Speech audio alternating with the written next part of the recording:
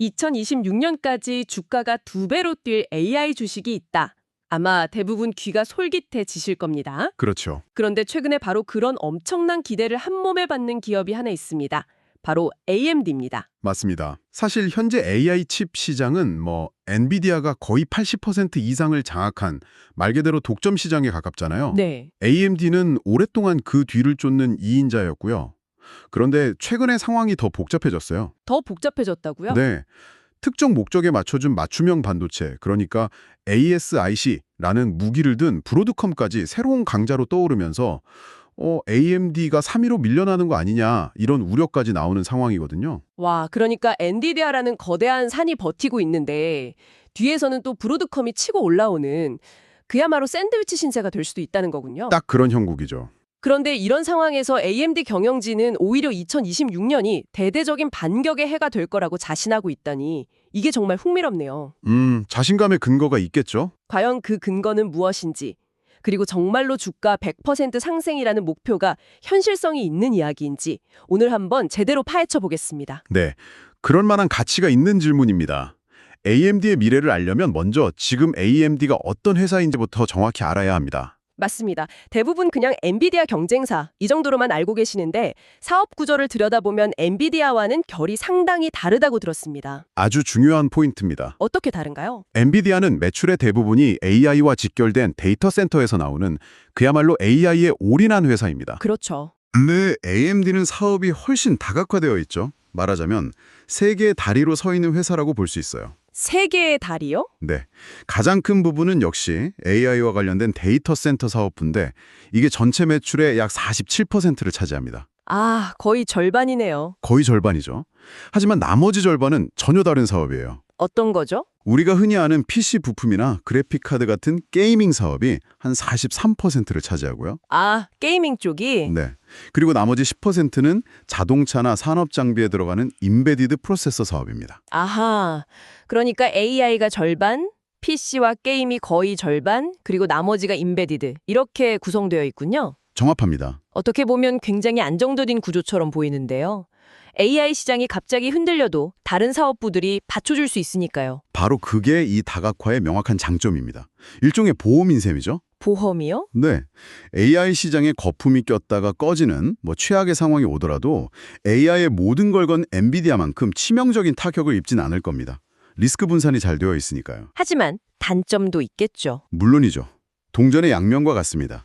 지금 AI 혁명이 인류 역사상 가장 거대한 기술 변화 중 하나로 평가받고 있잖아요. 네, 그렇죠. 이런 거대한 파도에 온전히 몸을 실지 못하고 있다는 뜻도 되거든요. 아, 물론 데이터 센터 비중이 절반이나 되니 적은 건 아니지만 지금 AI 시장이 보여주는 그야말로 폭발적인 성장세를 100% 흡수하기에는 어딘가 힘이 분산된 느낌을 주는 거죠. 그렇군요. 안정적인 대신에 폭발력은 좀 부족해 보일 수 있다. 맞습니다. 바로 이 지점에서 경영진의 고민이 시작됐겠네요. 현재 구조에 안주할 것인가 아니면 변화를 택할 것인가. 맞습니다. 그리고 AMD 경영진은 후자를 택했습니다. 그것도 아주 과감하게요. 과감하게요? 이들은 현재의 사업 구조를 완전히 뜯어고치겠다는 야심찬 목표를 내놨습니다. 향후 5년간 데이터 센터 부문이 연평균 60%씩 성장할 것이라고 예측하고 있어요. 잠깐만요. 연평균 60%요? 5년 동안 매년 말이죠? 네, 매년 60%입니다. 그거 현실적으로 가능한 수치인가요? 정말 엄청난데요. 엄청난 수준을 넘어 경이로운 숫자죠. 참고로 나머지 두 사업부, 그러니까 게이밍과 임베디드 부문의 예상 연평균 성장률은 10%로 잡았습니다. 아, 거기는 10%. 네, 이 계획이 의미하는 바는 명확해요.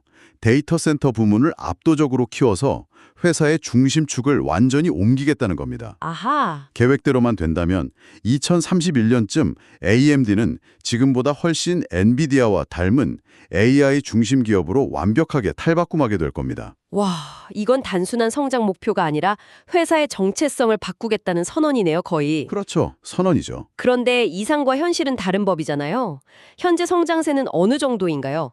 그 60%라는 목표에 근접하고 있나요? 바로 그 현실과의 격차를 우리가 냉정하게 봐야 합니다. 네. 가장 최근인 작년 3분기 실적을 보면 AMD 데이터 센터 매출은 전년 동기 대비 22% 증가했습니다. 22%요? 네, 분명 훌륭한 성적이죠. 그럼요. 하지만 목표치인 60%와 비교하면 어떤가요?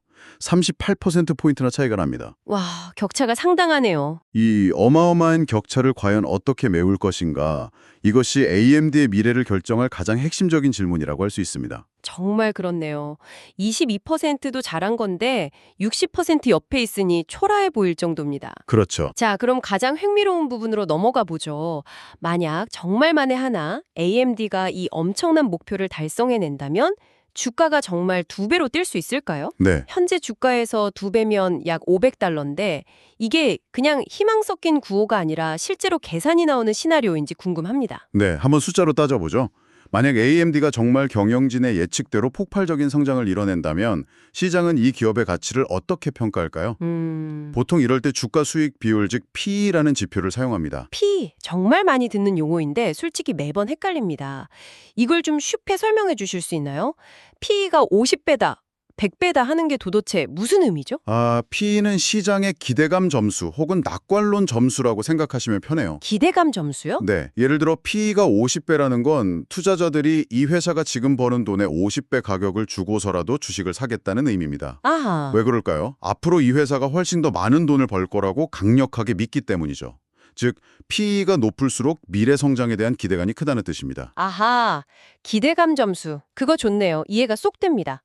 그럼 AMD의 경우에는 이 기대감 점수를 몇 점으로 봐야 할까요? AMD가 계획대로 고속 성장을 한다면 시장은 PE 50배 정도를 부여할 가능성이 높습니다. 50배. 이건 여전히 아주 높은 기대감이 반영된 수치죠. 그런데 여기서 많은 분들이 의아해하실 거예요. 지금 AMD PE는 120배가 넘는데 오히려 낮아지는 거 아닌가? 하고요. 맞아요. 저도 그게 궁금했습니다. 지금 120배인데 목표가 50배라니요? 현재 PE 120배라는 숫자에는 약간의 착시 현상이 숨어 있습니다. 착시 현상이요? 네.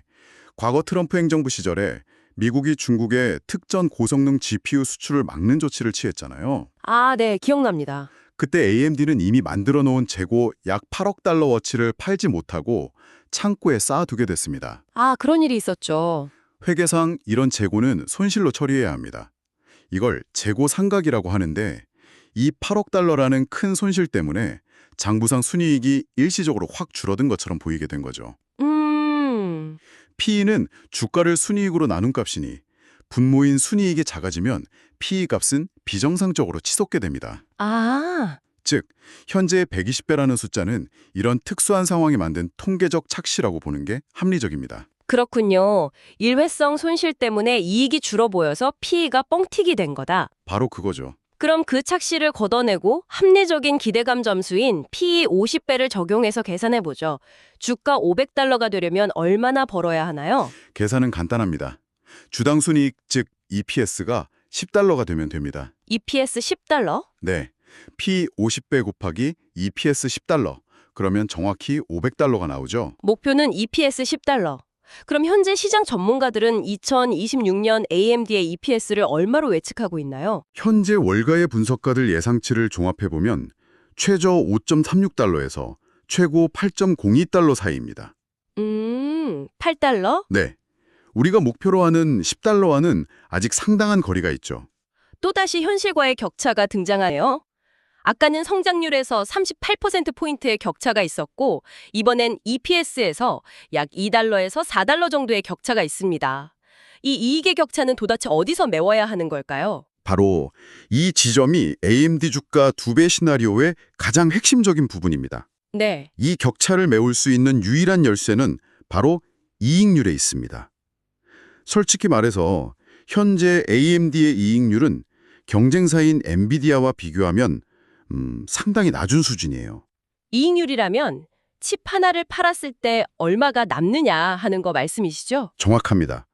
만약 AMD가 기술 혁신이나 비용 절감을 통해 이 이익률을 지금의 2배 수준으로 끌어올릴 수만 있다면 어떻게 될까요? 2배? 매출이 똑같아도 이익이 2배로 늘어나니 EPS $10 달성은 물론이고 주가 2배 상승의 가능성도 극적으로 높아지게 됩니다. 와, 이걸 정리해보니 AMD에게 주어진 과제가 정말 명확해지네요. 이건 단순히 칩을 더 많이 파는 문제가 아니군요. 그렇죠. 이건 AMD가 반드시 승리해야만 하는 두 개의 전선입니다. 2개의 전선이요? 첫 번째 전선은 연 60%라는 경이로운 속도로 매출을 늘리는 성장률 전쟁이고, 두 번째 전선은 칩 하나당 남는 이익을 2배로 늘리는 수익성 전쟁입니다. 성장률 전쟁과 수익성 전쟁. 이 두 개의 전쟁에서 모두 이겨야만 주가 2배라는 목표에 도달할 수 있는 거죠. 그런데 이 두 개의 전선에서 이기기 위한 대전제가 있잖아요. 결국 이 모든 건 시장의 800파운드 고릴라, 엔비디아를 상대로 싸워서 이길 수 있느냐의 문제로 귀결되는 것 아닙니까? 맞습니다. 결국 모든 길은 엔비디아로 통하죠.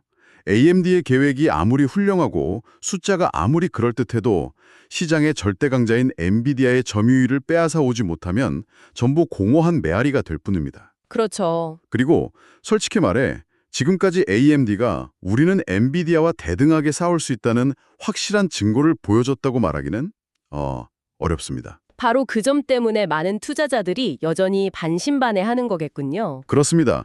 기술력, 계획, 비전 다 좋지만 결국 전쟁에서 이길 수 있느냐가 핵심이니까요.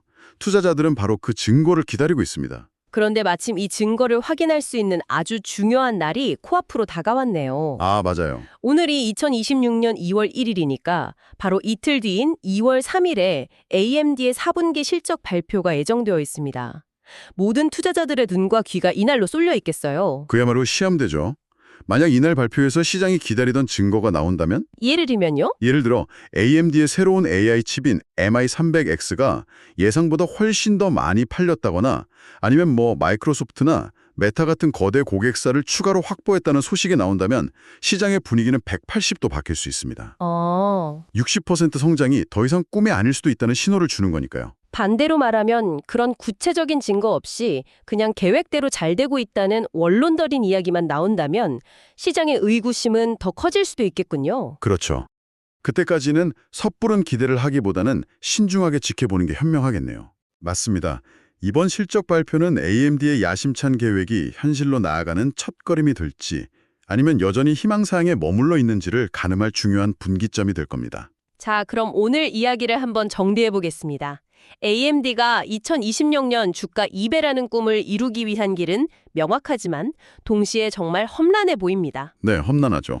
AI 중심으로 회사를 완전히 뜯어 고치겠다는 야심찬 계획을 세웠는데 이걸 현실로 만들려면 연평균 60% 매출 성장과 이익률 2배 개선이라는 두 개의 전쟁에서 모두 승리해야만 합니다. 그리고 이 모든 것의 전제 조건은 시장의 절대 강자인 엔비디아와의 경쟁에서 이길 수 있다는 것을 스스로 증명하는 것이죠. 네. 그 길이 아직은 안개 속에 있지만 이틀 뒤에 있을 실적 발표가 그 안개를 걷어낼 첫 번째 신호탄이 될지 모릅니다.